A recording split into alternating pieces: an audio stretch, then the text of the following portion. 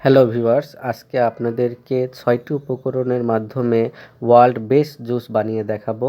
প্রথমে দেখলাম গাজর, তারপরে বিটরুট, তারপরে কাঁচা হলুদ, রসুন, আদা এবং লেবু। সবগুলো এক এক করে এখন ব্লেন্ডারে দেব।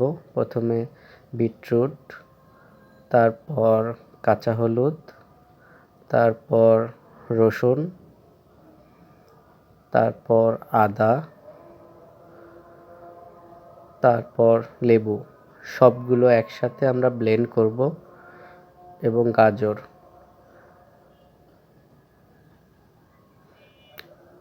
অবশ্যই ব্লেন্ড করার আগে একটু পানি মিশিয়ে নেবেন, না হলে কিন্তু সুন্দরভাবে ব্লেন্ড হবে না। এবার আমরা ব্লেন্ড করে নেব। 1 মিনিটের মধ্যেই ব্লেন্ড হয়ে যাবে এবং আমাদের সুন্দর ব্লেন্ড হয়ে গেছে।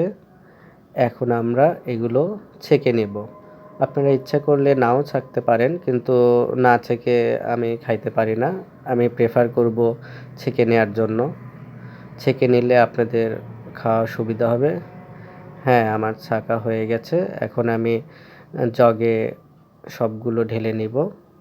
ঢেলে নিয়ে আমি গ্লাসে পরিবেশন করব। এই জুসটা আপনাদেরকে সারাদিনের জন্য ক্লান্তি দূর করবে এবং এনার্জেটিক রাখবে।